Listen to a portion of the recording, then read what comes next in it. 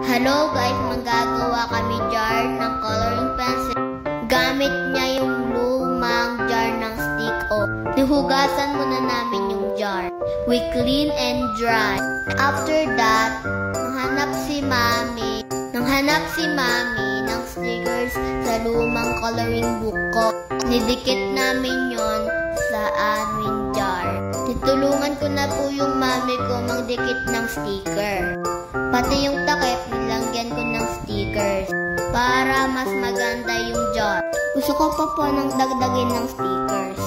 Kaya po nagdagdag muna ako ng sticker. Yung sunod namin nigawa, nilagay na namin yung lahat ng color pencils ko. See guys, ang ganda diba? Gawain nyo na din.